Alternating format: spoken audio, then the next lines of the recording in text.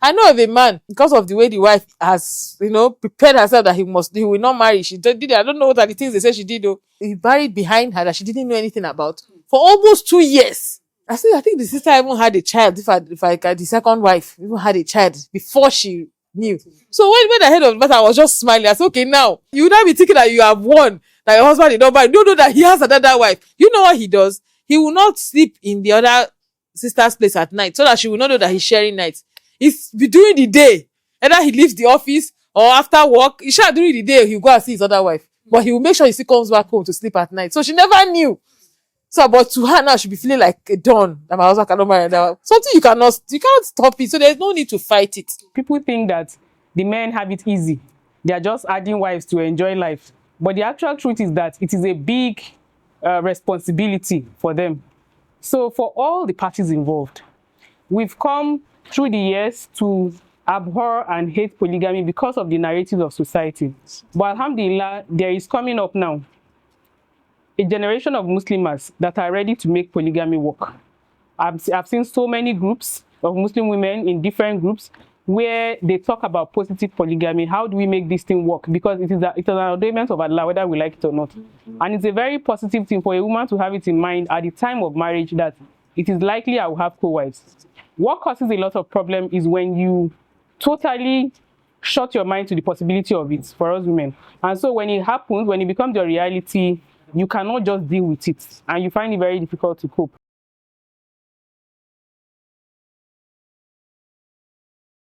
I'm the first wife of my husband. I've been married to my husband for almost 18 years. The issue of polygyny was not really a surprise to me because even from the onset, my husband had said it that he was going to marry more than one wife, that his wives are going to be 4 complete.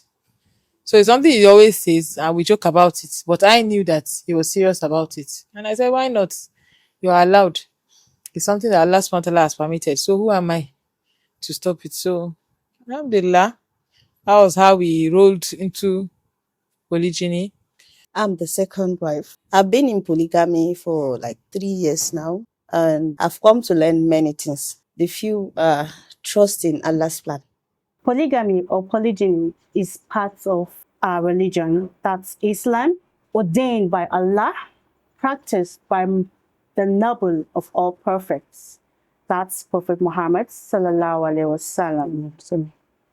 It is recommended to man to practice it, but in a situation whereby it is not being practiced in accordance with the teachings or with the sunnah of the Prophet Muhammad sallallahu alaihi wasallam, that is why many people frown at it, perhaps due to experience or one or two reasons. They say experience is the best teacher.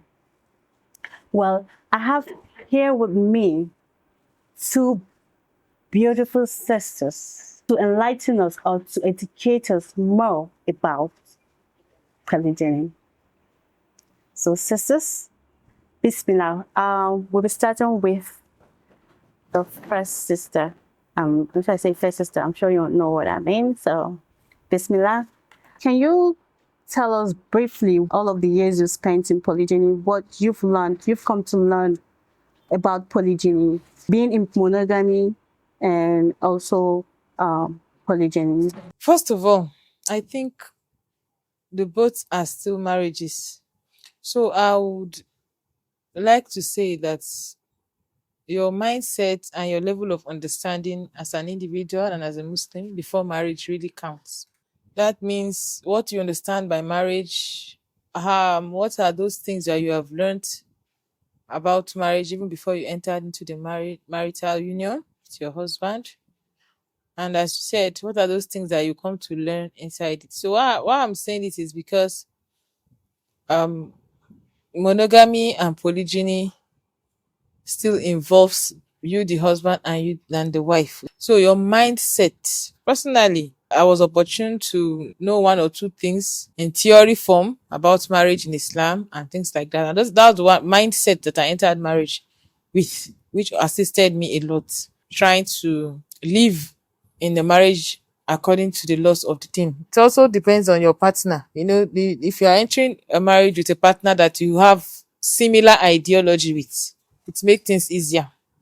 You know, then I and my husband had this mindset of Islam, Dawah, Jihad, and things like that. So it's assisted us in the marriage. So I'll be talking to my dear. Okay. So sister, being the second wife, what are those things you really come to appreciate in polygamy? Comparing while you were still single and now that you're into, what are those things that you've already come to appreciate or discouraged about in polygamy? Like I said, it's reality talk. That's the program. So it's a discussion program. So you should be free to tell. I'm into it too. So I'm learning as well as everybody is learning into it. So it's not something we should hide from each other. Alhamdulillah, the fact that I have you both here, that means there's a connection, there's an understanding, and Cordial there's relationship. cooperation. Yeah, there's cordial relationship. So it's been When I was single, before getting married, we all used to have this mindset of, I want to also marry a single man who start life afresh.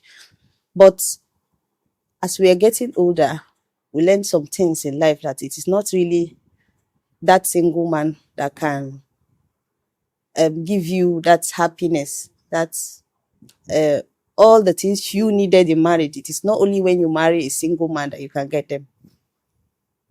So, and that was how I was able to put my analysis together, and I went into polygamy.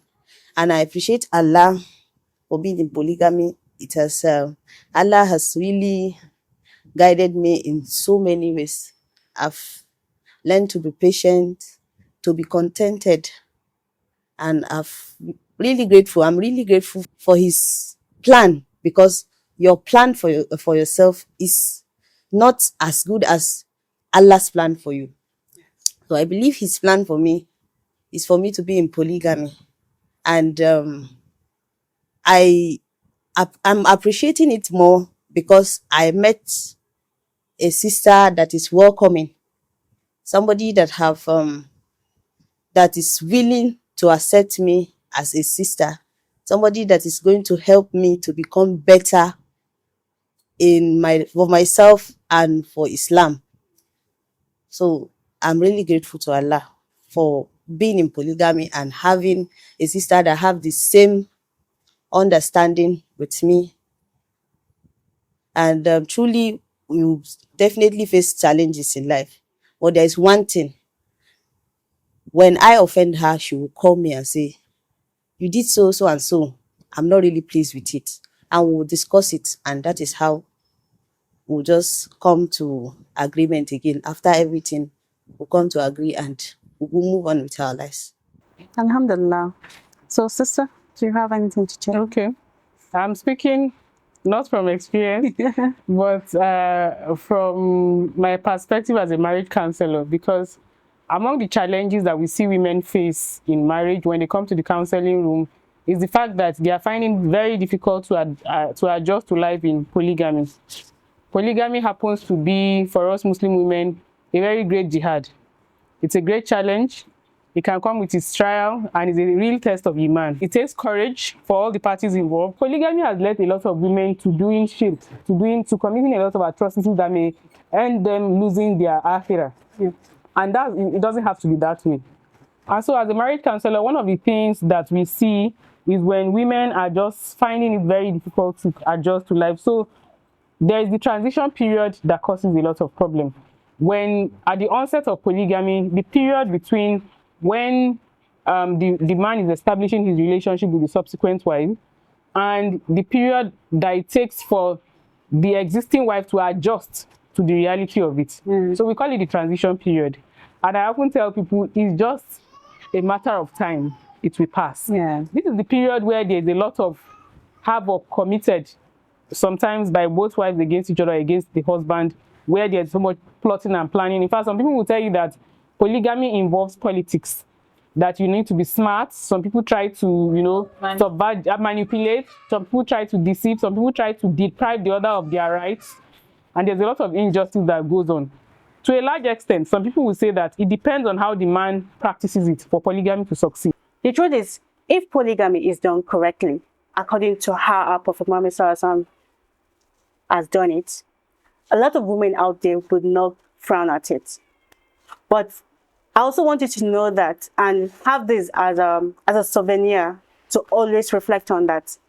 It takes a man and a half to practice polygamy correctly, perfectly, because we all know nobody is perfect. And you know out there that there is no man and a half. We have just a man. Well, that will be a story for another day. And if you find this video useful, please don't forget to like our page and subscribe to our channel. Most importantly, please don't forget to drop your own feedback in the comment section. If you have anything from what they said today, you have anything you need to chip in or you frown at, feel free to drop it at the comment section of this video.